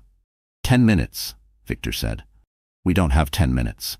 A voice crackled through a loudspeaker outside. Smooth, deep, and mocking. "Victor, always hiding behind your toys. Hand over the girl and the key, and maybe I'll let you keep breathing." Victor smirked. "You really should have stayed retired." He typed a command. A countdown appeared on the screen, 0959. The servers began whirring faster, sending encrypted packets across the global network. Outside, gunfire erupted. Bullets struck the tower's outer shell. Dust rained from the ceiling. Elena ducked behind a console as Victor returned fire through a narrow window. 2 minutes, she shouted. A bullet grazed Victor's arm, but he didn't flinch. "Keep uploading." At 037, the feed switched to global broadcasting channels. Every document, every piece of corruption tied to the wards began streaming live to the media. Victor turned, bleeding but triumphant. "It's done." The door exploded inward. The Elder Ward stepped through. Gray hair slicked back, gun in hand. "Not yet," he said. "You might have sent the data, but you won't live to see it burn me." Elena froze as he aimed. Victor moved first. "Run," he shouted, firing back. The last thing Elena saw before the smoke swallowed her father was his hand slamming the detonator beside the servers. And as the explosion tore through the mountain, a drone camera captured one image, Elena running into the blizzard, the world behind her consumed in fire. The blast ripped through the mountain like thunder splitting the sky. Fire bloomed out of the communications tower, hurling shards of metal into the snowstorm. For a moment the night glowed orange and then fell silent again. Only the faint hiss of snow landing on smoldering steel. Miles away, Elena stumbled down a slope, lungs burning, the roar of the explosion still ringing in her ears. She could taste ash, blood, and fear. Her coat was torn, her hair singed at the ends, but she was alive. Barely. "Dad!" she screamed into the storm. Her voice vanished into the wind. No answer. No movement. Only white stretching endlessly. She pressed a trembling hand to her abdomen, relieved to feel the baby still moving. "It's okay," she whispered. "We're okay." But even as she said it, tears blurred her vision. The fire behind her marked the place her father had stood for the last time. Hours later, headlights cut through the darkness. A rescue team, Victor's private operatives, found her collapsed in the snow. They carried her to a waiting chopper, wrapping her in thick blankets. The world tilted and faded as she whispered, "My father?" He stayed behind. When she woke again, she was in a hospital room high above Manhattan, the city skyline glowing beyond the glass. Martin sat beside her, pale but alive, his shoulder still bandaged. "You made it," he said softly. Elena blinked, disoriented. "The tower?" "Gone," Martin said. "The explosion took out half of Ward's men. We recovered your father's bodyguard, barely alive, but your father, he's missing." "Missing?" Her heart clenched. Martin hesitated. "There's a chance he survived. No remains were confirmed. The press is already calling him a hero, the billionaire who took down corruption. The files you uploaded are everywhere. Ward Sr.'s empire is finished, his accounts frozen, his lawyers jumped ship." Elena turned to the window, snow swirling outside. The victory felt hollow. "He'd never let them take him alive," she whispered. Martin leaned closer. "Then we honor him the only way he'd want, by finishing it." Across town, chaos reigned in the Ward estate. The elder Ward sat in a dim study, surrounded by shattered glass and burning documents. His empire was gone, his name plastered across every major news channel. The footage from the explosion looped endlessly. Victor Moore's final act. "Sir," one of his men stammered, "the accounts are frozen, our assets seized." Ward slammed a pistol onto the table. "I built this city's power from dirt. You think I'll let a dead man bury me?" He turned to a photo of Elena on the screen. "If I can't destroy him, I'll destroy what he loved." Back in the hospital, Elena reviewed the data Victor had sent before the blast. A single encrypted message: "If I don't return, trust no one but the name inside." Attached was a file labeled Oak Ridge. She opened it. Coordinates appeared on the map, an airfield north of the city. Beneath it, one line of text: "The future belongs to you." Martin frowned. "What's in Oak Ridge?" Elena exhaled slowly. "My mother's final prototype, the one she died protecting." Before Martin could reply, a nurse entered holding a sealed envelope. "This was delivered for you, Miss Moore. No return address." Elena opened it. Inside was a single photo, her father standing beside the wreckage, alive. The back read, "You're not done yet." Her hands trembled. "He's alive." Martin's eyes widened. "Then Ward won't stop until he finds him, or you." Elena looked out over the city, its lights flickering like fireflies below. Determination replaced grief. "Then let him come. This time I'm ready." And somewhere, in the ruins of the mountain, a shadow limped through the smoke, clutching a burned locket and whispering her name. The next morning dawned cold and eerily still, the kind of gray light that seemed to hold its breath. Elena stood by the hospital window, the photo of her father clutched in her hands. The edges were singed, his face blurred by smoke, but the message on the back burned in her mind: "You're not done yet." Martin entered carrying a folder thick with notes. "We've decoded most of the Oak Ridge coordinates," he said. "It's an abandoned hangar 30 miles north. No security listed, but thermal scans show movement. Someone's already there." Elena turned sharply. "Ward's men?" "Or your father," Martin said carefully. "We won't know until we check." She looked down at the pendant around her neck, the key to everything her mother built, everything her father fought for. "If there's even a chance he's alive, I have to go." Martin frowned. "Then I'm coming with you." By nightfall, they were on the road, headlights cutting through the fog. The highway was empty, silent except for the hum of the engine. Snow began to fall again, soft at first, then thick enough to blur the world into ghostly white. When they reached Oak Ridge, the airfield was half buried in snow. Rusted gates creaked in the wind, and a single hangar stood at the far end, its doors slightly ajar. Elena felt a chill crawl up her spine. "This is it." Martin parked the car and handed her a small pistol. "Just in case." Inside the hangar, the smell of fuel and dust hit them immediately. Old aircraft frames loomed in the dark like skeletal giants. In the center, a faint light glowed from an office door. Elena's heart hammered. "Dad?" She called softly. Silence. They stepped closer. The door creaked open on its own, revealing a single desk covered in papers, blueprints, and a flickering laptop. On the screen, a video paused mid-frame, her father sitting in a dim room, eyes heavy but alive. Elena's breath caught. "Play it." Martin pressed a key and the recording came to life. Victor's voice filled the hangar, low and urgent. "If you're watching this, it means I survived the blast, but not for long. Ward's men are hunting me. They want your mother's design, Elena. Don't let them have it. The pendant unlocks not power, but exposure. The proof of every government deal Ward funded to cover his crimes. If you release it, you'll end his bloodline forever." The screen flickered, and then the lights cut out. A voice echoed through the hangar, smooth, familiar, and dripping with venom. "Touching, isn't it? He always did love dramatics." Elena froze. From the shadows stepped the elder Ward, flanked by two armed men. His face was lined, eyes sharp, and his smile slow and cruel. "Where's my father?" she demanded. Ward chuckled. "Closer than you think." He gestured, and one of his men dropped a duffel bag onto the floor. Inside, Elena glimpsed her father's watch, burned, bloodied. She lunged forward, but Martin grabbed her arm. "It's bait." Ward tilted his head. "Smart man, pity he won't live long." He nodded to his guards. Gunfire erupted. Martin shoved Elena behind a crate, returning fire. Bullets sparked off steel beams. The pendant swung against her chest, catching the dim light. Ward's voice boomed through the chaos. "Give me the key, and maybe I'll spare what's left of him." Tears blurred Elena's vision, but rage steadied her aim. She fired once. The bullet shattered a gas canister. Flames burst across the floor, separating them. Ward stumbled back, snarling.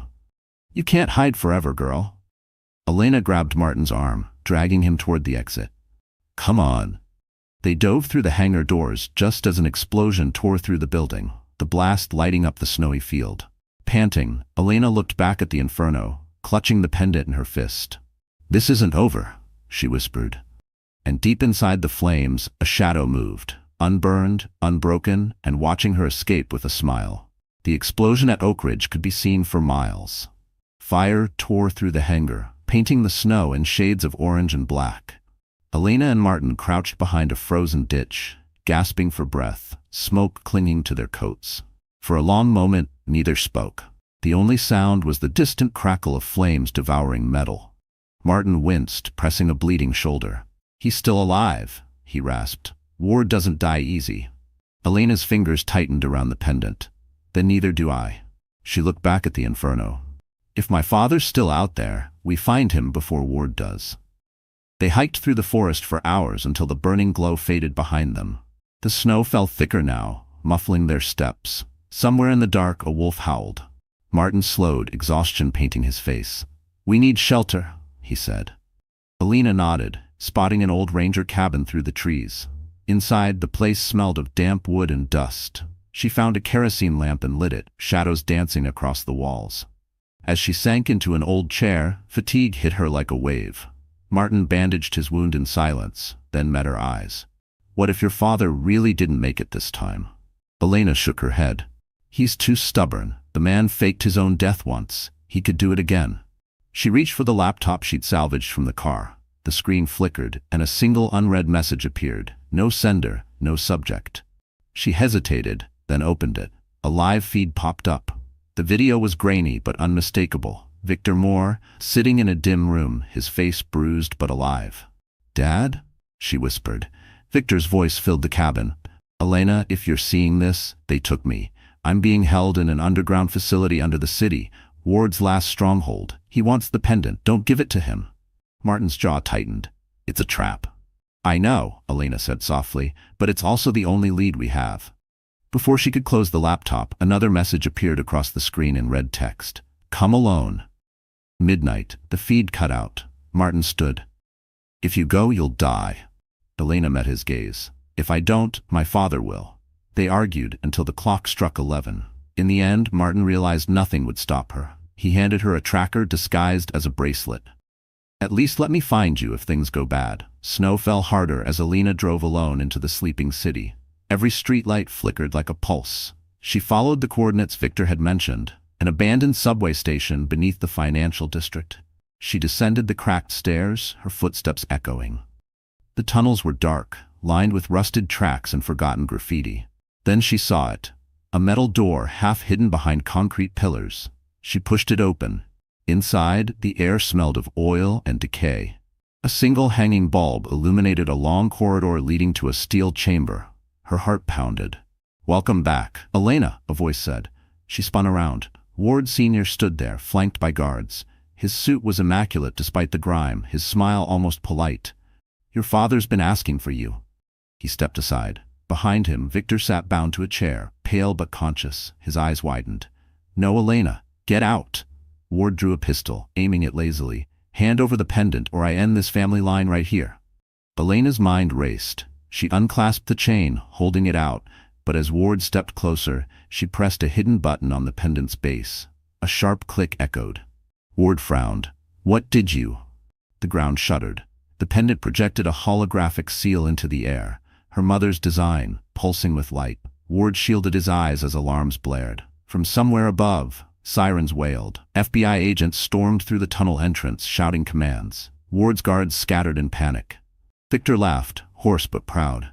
You taught her too well. Elena met Ward's eyes, her voice steady. You wanted power, you got exposure. And as Ward was dragged away in cuffs, Elena finally let herself collapse into her father's arms, alive, trembling, and free at last. Morning light streamed through the courthouse windows, soft but unforgiving. Reporters crowded the marble steps, shouting questions as black SUVs rolled up to the entrance. Inside the lead vehicle, Elena sat between two federal agents, hands clasped tightly around her pendant. Across from her, Victor Moore stared out the window, his expression unreadable. Are you ready? One agent asked. Elena nodded slowly. As ready as I'll ever be. Today was the first day of the United States versus Richard Ward, the trial that would determine not just the fate of a criminal empire, but the end of a decades-long war. Inside the courtroom, the air buzzed with tension. Every seat was filled. Journalists, corporate executives, victims of Ward's corruption. Cameras flashed as Ward Sr. entered, handcuffed but still smirking.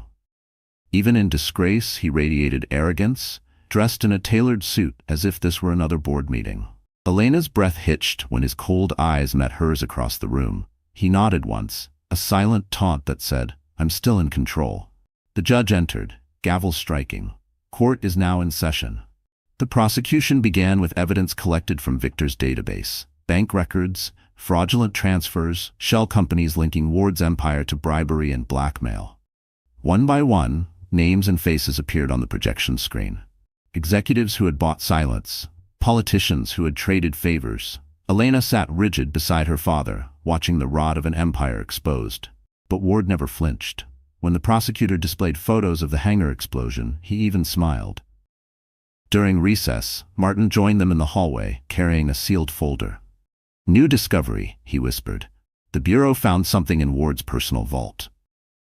Victor frowned. What kind of something? Martin hesitated. A birth certificate? He handed it over. Elena unfolded the paper, her hands trembled. There, beneath a smudge of ink, was her mother's name, and next to it, another name written in a different hand. Father, Richard Ward. For a moment, the world tilted. Victor saw her face pale and reached for the paper. His eyes darkened as he read it. It's fake, he said quickly. Ward's trying to twist the story. But Elena could barely breathe. Is it? She whispered. Is it, Dad? Silence. Victor looked away. That was enough of an answer. Tears burned her eyes. You lied to me? He stepped closer, lowering his voice. I did what I had to do to protect you. Your mother never told you the truth because she feared what Ward would do if he knew. He was her business partner, and her mistake. When he found out she had you, he tried to take you. That's why she went into hiding. That's why I raised you as mine. Elena backed away, shaking. All this time, I was fighting my own blood. Victor's voice softened. Blood doesn't make you family, Elena. Choice does. Before she could respond, the bailiff called them back to court. The second half of the trial began, and Ward's defense attorney stood to speak.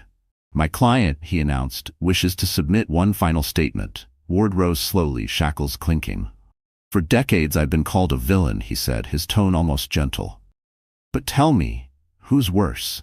The man who took what he wanted, or the man who stole another man's child and called it love? Gasps rippled through the courtroom. Cameras flashed wildly.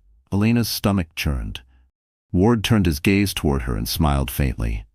You inherited more from me than you think. Victor slammed his fist against the table. Enough! The judge banged the gavel. Order! Ward leaned forward, his smirk never fading. No matter what happens here, Elena, you'll always be part of me. And one day, you'll have to choose which legacy you'll carry. The guards dragged him away as the room erupted in chaos. Elena sat frozen, the words echoing in her head like poison, and as the courtroom doors slammed shut, she realized justice had come, but peace was still far away. That night, the courthouse emptied, leaving only echoes and flashbulb ghosts in its marble halls. Elena sat in the back of a parked SUV outside, her hands trembling around a small white envelope, the DNA test ordered by the court to confirm Ward's outrageous claim. Her reflection in the glass looked hollow, eyes ringed with sleepless shadows. Victor sat beside her, silent. The city lights painted his face in streaks of gold and gray. "You don't have to open it," he said softly. Elena stared at the envelope. "If I don't, it'll eat me alive." Martin, sitting in the passenger seat, glanced back. "Elena, whatever's in there doesn't change who you are or what you've done." She tore the seal before she could change her mind. Paper rasped as she unfolded the document, eyes scanning line after line until they stopped on the only words that mattered. Probability of paternity, 99.97%. The car went silent. Victor's knuckles tightened against his knee. "He's lying," he whispered, though his voice broke. "That test could have been tampered with." Elena's voice was barely audible. "I'm his daughter." She pressed the paper to her chest as if it burned. The storm that had been chasing her for months finally caught up. Rage, betrayal, grief, all colliding. "All this time, I thought I was fighting a monster. I never realized half of that monster lived in me." Victor turned to her, eyes fierce. "Don't ever say that. You're nothing like him." "But maybe I am," she said. "Every move I've made, every fight, every calculated step, it's the same ruthless blood." Martin interjected gently. "Elena, Ward built an empire on greed. You're tearing it down for justice. That's not blood. That's choice." She looked away, tears streaking her cheeks. Outside, police sirens echoed down the avenue as if the city itself couldn't sleep. By dawn, the news had exploded. DNA confirms Elena Moore is the secret heir to Ward Empire. Cameras camped outside her hotel, microphones waiting like vultures. Some called her the daughter of corruption, others the woman who destroyed her own family. Inside the suite, Elena watched the coverage in silence. Victor had locked himself in another room, ashamed, unable to face her. She finally turned off the TV. "I can't let this define me," she whispered. Martin looked at her. "Then what will?" She met his gaze. "The truth. The whole truth." Later that day, she walked into the federal building unannounced, the pendant still around her neck. Agents glanced up as she approached the main desk. "I want to make a statement," she said, under oath. They led her into a conference room where federal prosecutors waited. Elena placed the pendant on the table. "This holds every file my father, both of them, hid from the world. The energy design, the bribes, the names, everything." The lead prosecutor frowned. "You're aware this will implicate Victor Moore as well? He operated outside the law to gather this." Elena's heart clenched. "Then I'll face it with him. But this time, we tell everything. No secrets left." For hours she gave testimony, clear, unwavering. When it was done, the prosecutor nodded slowly. "You understand this will make you the most powerful whistleblower in corporate history?" Elena exhaled. "I don't want power. I want peace." As she left the building, flashes erupted from the crowd waiting outside. Reporters screamed questions, but she didn't answer. The pendant glimmered under the winter sun, no longer a weapon, but a symbol of truth. Across town, in a federal holding cell, Richard Ward watched her on a small TV screen. His smile was faint, almost proud. "My blood," he murmured, "and yet she'll be my undoing." And somewhere deep inside, Elena felt it too. The war between legacy and justice had only just begun. Snow blanketed the courthouse steps again, as if winter refused to release its grip on her story. It had been 3 weeks since Elena Moore, once Elena Ward, became the nation's obsession. News anchors dissected her every breath, talk shows debated her motives, and online pundits called her everything from a hero to a traitor. Inside her hotel suite, she watched the noise play out on television. Daughter of corruption, the whistleblower heiress. Can she be trusted? Her face filled every screen, her voice looped out of context. Victor sat near the window, recovering slowly. His arm was still in a sling from the escape. But the wounds that hurt most weren't visible. "They've turned you into a headline," he said softly. "They don't care about the truth, only the spectacle." Elena muted the TV. Then I'll give them something real to talk about. She opened her laptop, typing furiously. Her plan was simple but irreversible: a live broadcast, directly from her own channel, releasing the final encrypted files from the pendant. Every secret, every cover-up, every political deal both wards had ever touched. No networks, no intermediaries. Just her and the truth. Martin entered with 2 cups of coffee, his expression tense.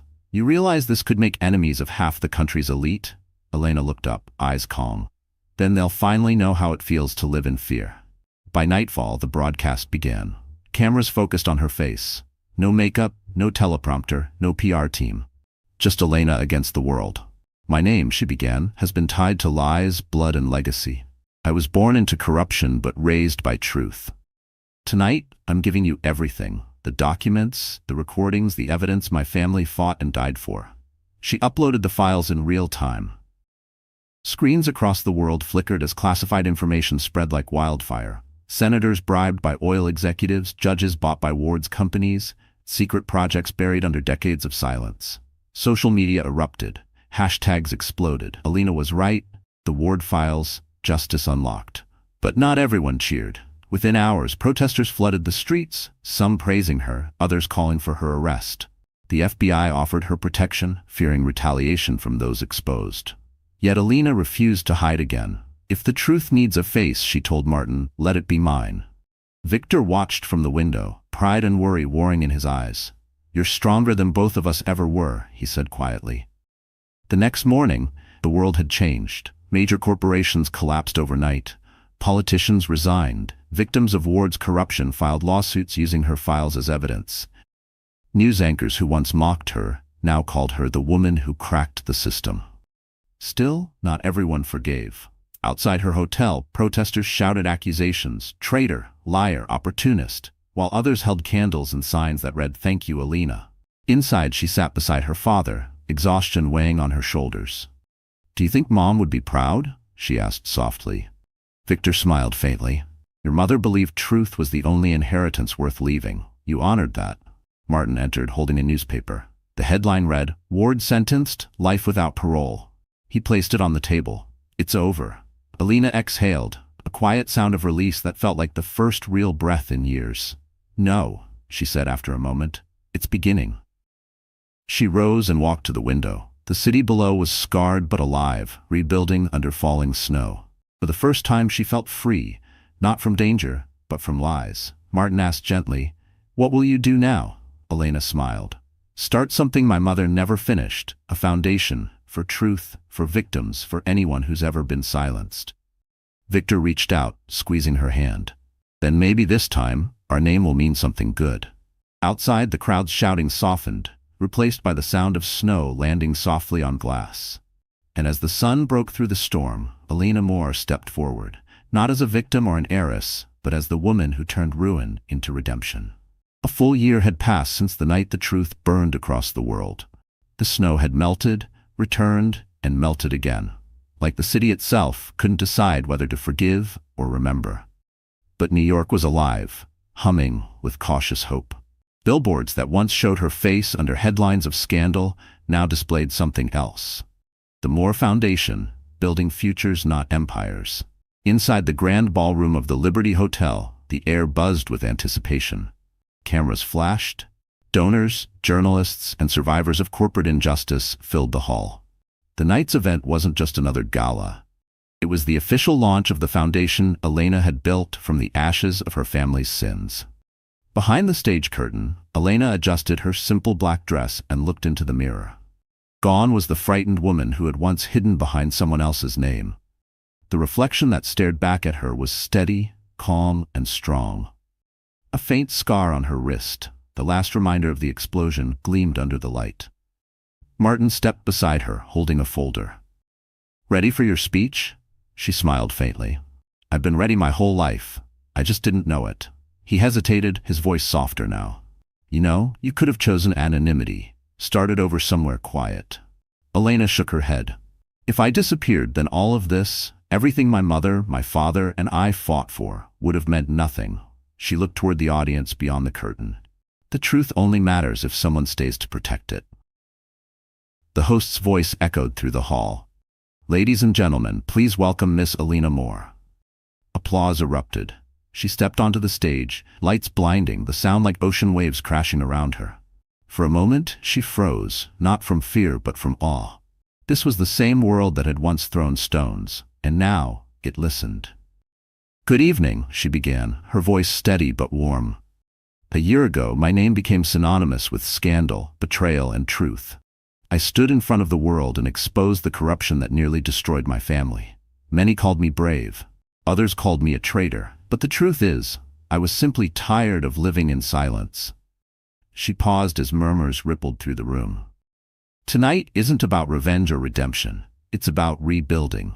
The Moore Foundation exists to fund transparency, protect whistleblowers, and give power back to people who've been silenced. Her eyes drifted to the front row where Victor sat in a wheelchair, recovering but smiling proudly. Their relationship had taken time to heal, but forgiveness had replaced anger. He mouthed, "You did it." Elena's gaze softened. "For years, I carried two legacies, one built on greed, the other on truth. I used to think I had to choose between them, but I've learned that legacy isn't what you inherit, it's what you build." The audience rose in applause. Flashbulbs flared like bursts of lightning. For the first time, she didn't flinch. After the event, she slipped away from the crowd and stepped outside onto the hotel terrace. The city lights glittered below, reflections dancing on the Hudson. Martin joined her, 2 glasses of champagne in hand. "To survival," he said. She smiled. "To purpose." They clinked glasses. Across the river, a prison transport convoy moved under the bridge. Inside one of the armored vans, Richard Ward stared out a narrow window. A newspaper lay on his lap, the headline reading, "Alina Moore named Person of the Year." His lips twisted into a faint, defeated smile. "She really did it," he murmured. Back on the terrace, Elena felt the chill wind shift, carrying something that felt like closure. She looked at the skyline, at the world reborn from ruin, and whispered, "It's finally over." Martin slipped his arm around her shoulders as snow began to fall again, soft and clean. And as the first flake melted on her skin, Elena Moore closed her eyes. No longer the broken wife, no longer the hunted heiress, but the woman who turned her pain into power, and her name into hope. So that's how the story ends, my wonderful friends. You're still here, aren't you? If you've stayed with me until this very moment, maybe something in Alina's journey has touched your heart in its own quiet way. Her story isn't just about revenge or victory, it's about healing. About standing tall after being broken, about choosing truth even when it hurts. Like the Stoic philosopher Marcus Aurelius once said, "What stands in the way becomes the way." Every pain, every betrayal, every loss, when faced with courage, can become the path that shapes us into who we're meant to be. Alina taught us that blood doesn't define us, but our choices do. That forgiveness is strength, not weakness. And that peace isn't found when the storm ends, but when you learn to stand firm inside it. If this story moved you, even just a little, take a second to breathe it in. Let it remind you that no matter what you've been through, you can turn pain into power too. So if this message speaks to you, hit that like button, share it with someone who needs hope tonight, and don't forget to subscribe, because we have many more stories that heal, one heart at a time. Billionaire husband celebrates birthday with lover without knowing his wife is pregnant, watching and crying. Lightning flickered beyond the soaring Manhattan skyline as a fleet of chauffeured black SUVs glided toward the harbor. For a moment, the world held its breath, the night charged with a restless energy that promised revelations no one could foresee.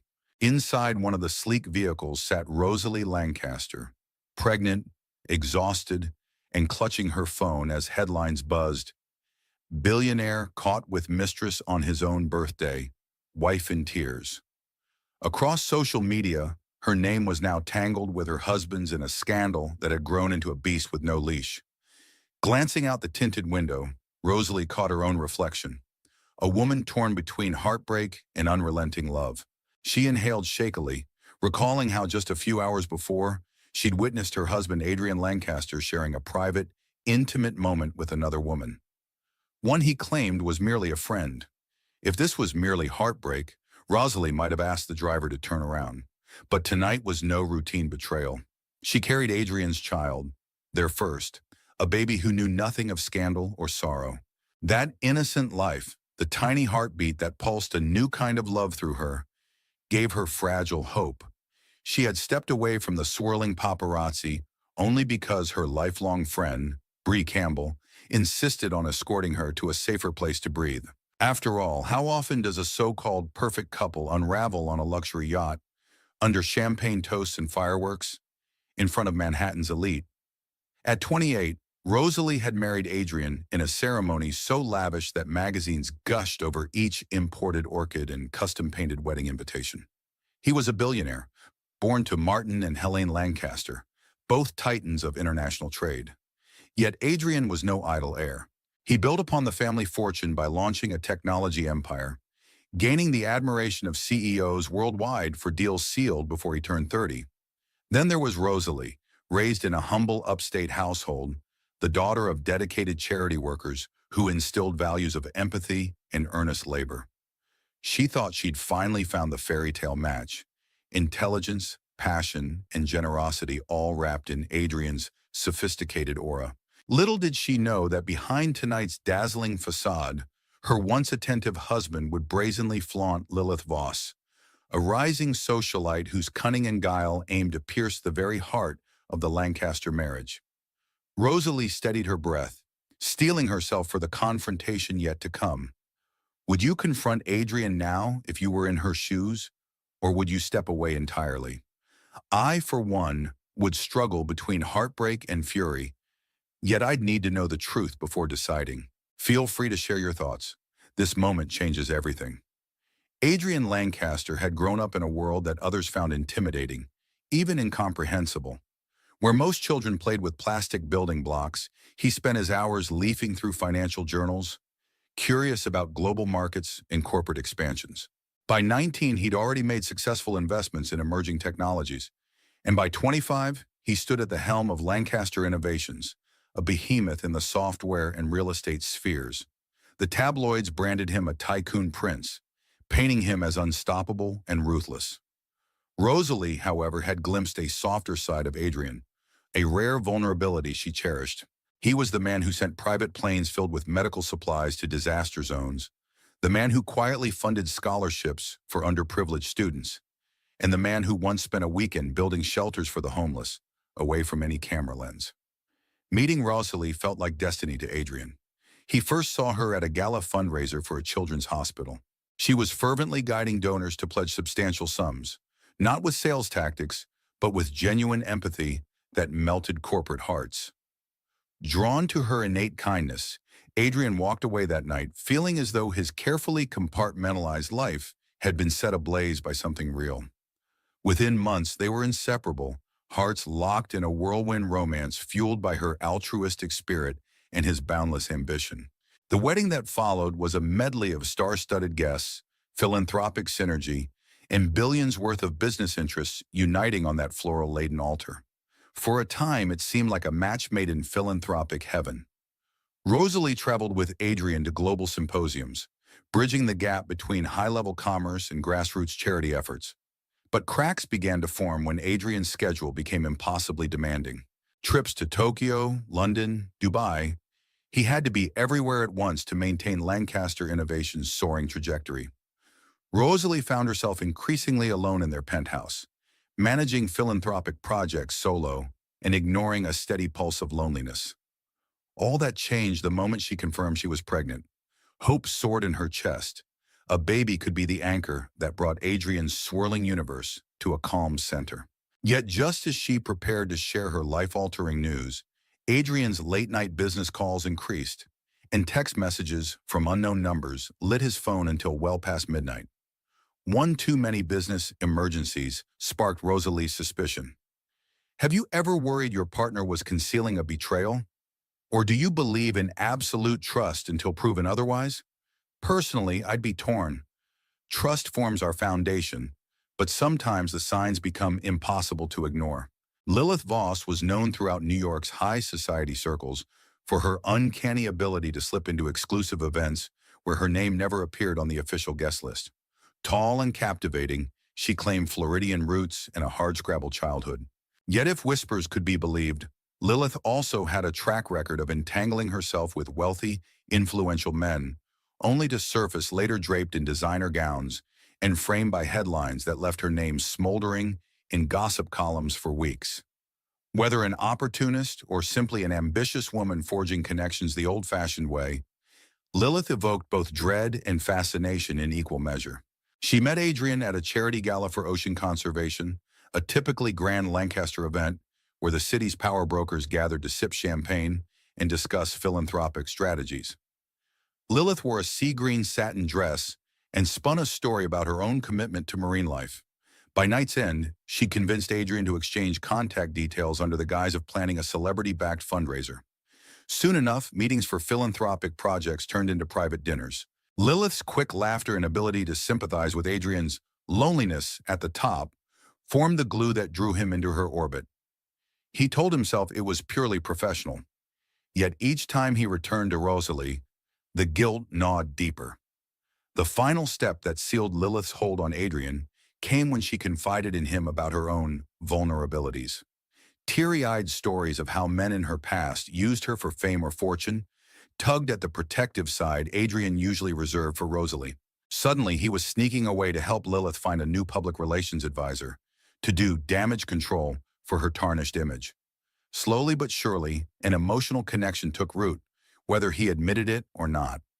By the time Rosalie began to sense the tension in their marriage, Adrian was in too deep, rationalizing that Lilith was simply a coping mechanism for work-related stress. The turning point arrived the week of Adrian's 30th birthday. Lilith pried her way onto the exclusive guest list for his yacht celebration.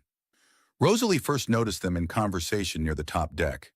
That fleeting moment, Lilith's hand lingering on Adrian's arm, their hushed laughter, spoke volumes. The memory weighed heavily on Rosalie's heart, prompting her to turn away in confusion rather than confront them outright. Imagine yourself in her position. Would you demand answers on the spot or try to gather more proof?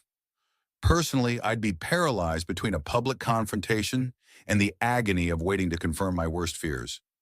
Rosalie's suspicions solidified the moment she discovered an ornate restaurant receipt tucked inside Adrian's blazer. Dinner for two at a high-end bistro on the night he'd claimed to be in a board meeting. The signature was unmistakably his, the date circled like a neon accusation. She tried to calm herself, hoping there was a benign explanation. Maybe it was a client, or perhaps a friend visiting from out of town. Yet her gut twisted with doubt, a primal instinct that made her palms sweat every time Adrian left the apartment. Seeking guidance, she confided in Bree Campbell, her childhood friend who worked as a pediatric nurse. Over mugs of chamomile tea in Bree's modest Brooklyn apartment, Rosalie finally confessed that she was pregnant, and that she feared her husband had another woman. Bree's dismay was immediate, but she encouraged Rosalie to confront Adrian, to demand honesty before the scandal grew beyond control. That same night, Rosalie donned a gentle smile as she prepared a simple meal, baked salmon and asparagus, a dish Adrian loved. She had decided to invite him for a talk, to announce her pregnancy in the hopes it might pivot him toward transparency. Hours crawled by, the salmon grew cold, yet Adrian never arrived. Close to midnight, his footsteps finally resonated in the foyer. He reeked of an unfamiliar perfume, not the subtle floral notes Rosalie favored. He mumbled something about last-minute negotiations. Rosalie didn't press. She only looked at him with eyes that brimmed with silent tears, and he could offer no comfort. From the corner of her vision, Rosalie noticed that Adrian was typing away on his phone, lighting up once more with those suspicious messages. She swallowed back anger and heartbreak, deciding she couldn't bear a confrontation at that late hour. Instead, she clutched her secret, that she carried a Lancaster air, and wept quietly as she heard the click of Adrian's office door shutting behind him. So, dear reader, do you think Rosalie should have forced the issue that very night? Or is it better to wait for a calmer moment to unveil life-changing news? I personally believe in direct confrontation, but with so much at stake, I can see why she'd hesitate, even though each delay cuts deeper. Adrian's birthday celebration was a spectacle to rival any A-list movie premiere. A three-tiered yacht named Odyssey, strung with fairy lights that shimmered against the Hudson River's inky surface. Paparazzi lined the docks, their camera flashes refracting like disco balls off the water. Moguls from Dubai, London, and Tokyo mingled with film stars, political figures, and social media influencers. Champagne towers sparkled beneath an enormous chandelier installed specifically for the occasion, and a symphony orchestra tuned up to play iconic waltzes with a modern twist. In past years, Rosalie would have curated every detail, from the floral centerpieces to the amuse-bouche. This time, Adrian had shouldered most of the planning, relegating her to a mere attendee. Rosalie arrived clad in a flowing silver gown that carefully concealed her still small bump. She tried to focus on her philanthropic connections, greeting dignitaries and business leaders with polite warmth. Yet an unease pulsed under her polite facade. Where was Adrian? Why did she feel like an outsider at her husband's event? Amid the whirl of introductions, her gaze swept the yacht's lavish decks. And then she saw him, Adrian in a crisp tuxedo, leaning in to whisper something to Lilith Voss near the bar. Lilith radiated confidence in a ruby-red gown. Their proximity made Rosalie's stomach coil in dread. Beaming a practiced smile, Adrian excused himself from Lilith when the event's MC announced that the man of the hour should say a few words. Striding toward the microphone, he launched into gratitude-laced statements about success, family legacy, and philanthropic ideals. Not once did he mention Rosalie by name, nor did he hint at the new life forming in her womb. Lilith stood off to the side, sipping her champagne, wearing a smirk that felt like a private mockery. As the speech ended, fireworks illuminated the sky, and applause broke out. Rosalie stood still, hands trembling at her sides, feeling more invisible than ever. The music resumed, laughter mingled with the fragrance of expensive perfumes, and Rosalie took it all in with a numb heart. Then, propelled by the tiniest flicker of resolve, she left the main deck in search of a quieter vantage point. Would you have confronted him in front of everyone, or walked away like Rosalie did? Sometimes I think a very public confrontation might snap a cheater to reality. But her dignity and the protective instinct for her unborn child may have guided her to hold back. The yacht's upper deck was designed for more intimate gatherings, scattered with plush sofas and discreet lanterns. Here the hum of the party below felt distant, like an echo in a dream. It was in this half-lit sanctuary that Rosalie found them, Adrian and Lilith, locked in a conversation so private it clearly had no place among the rest of the festivities. She slid behind a decorative column, her heart hammering, as Lilith leaned in and touched Adrian's lapel with a delicate flirtation that jolted Rosalie's nerves. The timing couldn't be more perfect, Lilith purred, her voice drifting on the night breeze. Adrian's reply was too low to hear, but Rosalie discerned the unmistakable closeness in his posture, the same closeness she had once considered her exclusive domain. Before her eyes, Lilith slipped a small velvet box into Adrian's hand. He opened it, then gave an awkward laugh, glancing around to ensure no one else was watching. At that moment, Rosalie found herself trembling so violently that she nearly stumbled. She braced one hand against the yacht's wooden railing, trying to quell the wave of nausea that threatened to overwhelm her. She saw Lilith place a quick, furtive kiss on Adrian's cheek, a gesture of casual intimacy that crushed Rosalie's heart. For a couple of seconds, she wondered if she were hallucinating from the heartbreak, but the scene was too real, too raw. Rosalie's initial instinct was to burst into the light, to confront them with all the fury that simmered in her gut. Yet the baby growing inside her served as a protective boundary, reminding her to preserve her strength. Tears stinging her eyes, she silently turned and fled down the stairs, through the throngs of revelers, and off the yacht altogether. She barely registered the curious stares or the camera flashes as she stumbled onto the dock. By pure chance, Julian Maxwell, a close confidant of the Lancaster family, spotted her. Within minutes, he escorted Rosalie into a waiting limo and away from the spectacle. If you were Rosalie, would you have challenged them right there under the lantern glow, or done exactly as she did and escape? Personally, I'd be torn. But in a crisis that big, self-preservation and protecting an unborn child often takes precedence. Back at their penthouse, Rosalie dissolved into uncontrollable sobs, her heartbreak echoing through the marble hallways. Julian, visibly distraught by her anguish, offered words of comfort but knew nothing could fully mend this crack in the foundation of her marriage. Meanwhile, Adrian was still on the yacht, oblivious to his wife's departure. The party roared on, fireworks launching into the sky like mocking tributes to a relationship that lay in tatters. After an agonizing half hour, Rosalie's phone buzzed with an onslaught of frantic texts from Adrian. Where had she gone? Was she all right? Would she come back? She refused to answer, turning her phone face down on the kitchen countertop as tears continued to spill. That moment felt like a crossroads, a single choice that might define the rest of her life. Quietly exit a marriage built on illusions, or confront him and attempt some salvage of dignity and vow. Julian finally insisted on calling Adrian himself, delivering a clipped message. Rosalie is at home, devastated. Don't even think about spending the night here. Adrian arrived eventually, eyes wild with panic and regret, only to be stopped by Julian at the door. She needs space, Julian warned, his voice quivering with pent-up anger. Adrian cast one desperate look beyond Julian's shoulder, as if hoping to catch Rosalie's eye, but it was no use. He departed, shoulders slumped, swallowed by the city lights.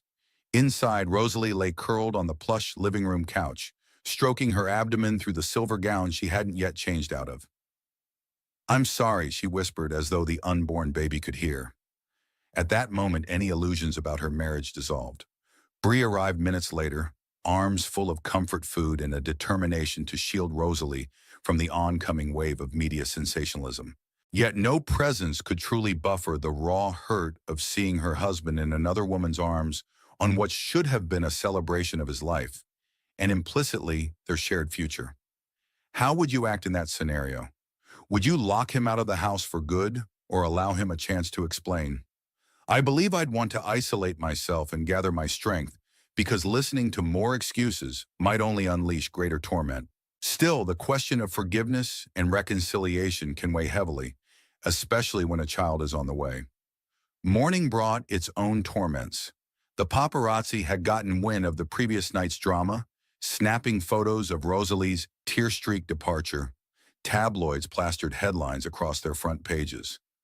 Billionaire's pregnant wife flees birthday, bash in tears. Rumors of a mistress shake Lancaster empire. Local news stations clamored for statements. The phone rang nonstop, and Bree resorted to unplugging it by midday just to preserve some peace. Rosalie remained cloistered in her bedroom, occasionally sipping ginger tea to combat waves of morning sickness that had intensified with stress. Across town, Adrian staggered through the worst day of his corporate life. Board members of Lancaster Innovations demanded clarity, concerned that scandal might erode public confidence and destabilize the company's stock. In a hastily convened meeting, he found it impossible to concentrate. His mind played loops of Rosalie's tearful face, the heartbreak he had inflicted. Investors asked pointed questions about his loyalty, not just to the corporation, but to the moral standards that shaped Lancaster's brand. Meanwhile, Lilith Voss had slipped away from the public eye, fueling speculation about hush deals or a potential tell-all interview. Late that evening, after the board meeting, Adrian mustered the courage to text Rosalie. His message overflowed with apologies and a promise to break off all contact with Lilith. He begged for a chance to speak face-to-face, to explain how he'd fallen into this twisted affair. For hours, Rosalie stared at the message, not knowing whether to believe him. Memories fluttered by. Their wedding vows, philanthropic ventures, the ultrasound that first confirmed their unborn child. At last, Rosalie agreed to meet him, not at the penthouse, but at the quiet lounge of a boutique hotel where cameras would struggle to intrude. Accompanied by Bree, she arrived to find Adrian already seated, hair disheveled and eyes rimmed with remorse. His usual polished grace had vanished, replaced by a trembling man who looked as though he hadn't slept in days. The conversation crackled with tension. Adrian owned up to everything. Yes, he'd grown close to Lilith. Yes, he was seduced by her flattering attention and the escape she provided from corporate pressures. He tried to assure Rosalie that love never factored into it, that it was a catastrophic lapse in judgment. Would you believe him, or do you think cheaters always rebrand their motives once caught? For me, once trust is shattered, every explanation seems tainted, but a glimmer of hope can still persist if you sense genuine remorse. Midway through the painstaking conversation, Rosalie's phone buzzed. She pulled it out reluctantly, reading an urgent message from Julian. I've uncovered something disturbing. Lilith has ties to Donovan Creed. Creed's name caused an immediate drop in Adrian's expression. Creed was no mere business rival. He was an aggressive venture capitalist who had tried, on multiple occasions, to orchestrate a hostile takeover of Lancaster Innovations. Realizing that Lilith's affair with Adrian might have been part of a grander scheme to destabilize him, both personally and professionally, made Rosalie's head spin. "Are you telling me she's working with Creed to sabotage me?" Adrian asked, voice quavering. Rosalie silently handed him the phone. The text messages displayed photos of Lilith and Creed in discreet dinner meetings, exchanging files, shaking hands. The timestamps preceded the yacht incident by weeks, possibly months. Adrian's remorse turned to quiet rage. "She wanted me compromised," he whispered, jaw clenched. "Maybe she hoped to drag me into a public scandal so Creed could swoop in when my company's stock dropped." Rosalie's thoughts tumbled. Yes, Lilith had manipulated Adrian, but that didn't excuse his wandering loyalties. Infidelity was still infidelity, whether or not orchestrated by a cunning third party. She took a measured breath, letting the gravity of the situation wash over her. If Lilith truly plotted with Creed, Rosalie reasoned, they might not be finished. More tabloids, more humiliations could lie ahead. Bree, standing nearby, touched Rosalie's shoulder. "Whatever happens next, you can't face this alone. Adrian, it's time for you to step up and protect your wife, especially if Creed tries something drastic." Her words hung in the air like a moral subpoena. After an agonizing silence, Adrian locked eyes with Rosalie. "Please believe me," he said, voice quivering. "I never intended for this. I love you, and I'm going to do whatever it takes to shield you and our baby." Rosalie listened, her heart battered yet still beating. She yearned to trust the man she once knew, but caution told her trust was no longer a given. What about you, reader? If you discovered your partner was used by someone else for even darker motives, would you feel more inclined to forgive? Or does that layer of scheming simply deepen the betrayal? In my view, the sense of violation only widens, forcing you to question everything you thought was real. In the weeks that followed, Rosalie and Adrian embarked on a precarious journey toward possible reconciliation. They attended therapy sessions, confronting the emotional distance that had allowed Lilith to wedge herself between them. Rosalie insisted on full transparency. No more secret business dinners, no unexplained late-night texts, and absolutely no contact with Lilith Voss. Adrian agreed without hesitation, firing off stern legal notices that made it clear Lilith was barred from any Lancaster properties or events. At the same time, they prepared a line of defense against Donovan Creed, consulting top attorneys and analyzing every inch of Lancaster Innovations' financial armor. Media speculation reached a fever pitch when Lilith, cornered by negative press, tried to sell her story to one of the biggest talk shows. Yet her plan fell flat the moment leaked evidence surfaced, linking her directly to Creed's underhanded manipulations. The public's sympathy quickly tilted toward Rosalie, who was seen as a resilient, pregnant wife grappling with profound betrayal, yet determined to hold her marriage together if possible. Behind the scenes, Rosalie found solace in Bree's unwavering support and in Julian's level-headed counsel. Each day she felt the baby's gentle flutters, a reminder that life persisted despite heartbreak and scandal. On an especially poignant afternoon, Adrian joined her at an ultrasound appointment. Seeing their child's tiny form on the screen brought tears to both their eyes, a moment that reignited a faint ember of hope. Still, healing required more than ephemeral emotional surges. Rosalie sometimes awoke at night, trembling from nightmares of Adrian and Lilith laughing on that yacht. Adrian struggled to earn her trust, but he volunteered for her philanthropic causes, demonstrating a humility far different from his usual corporate swagger. Gradually, walls began to come down, replaced by cautious optimism. One crisp morning, Rosalie stood at the penthouse's floor-to-ceiling windows and gazed out over the city that had been both her dreamscape and her battleground. She said a silent prayer for her child. "May you grow in a place where love triumphs over betrayal." Turning to Adrian, who approached with a gentle smile, she whispered, "We still have a long road, but I'm willing to walk it if you are." Hand in hand, they took a step forward, uncertain yet resolute. Their story was hardly the fairy tale romance printed in glossy magazines. Rather, it became a testament to how love, once fractured, might be painstakingly rebuilt. What about you, dear reader? Do you think a marriage can fully heal after such a public scandal? Let me know your thoughts and personal experiences. For me, commitment lies in confronting imperfection together, even when the road forward seems impossible.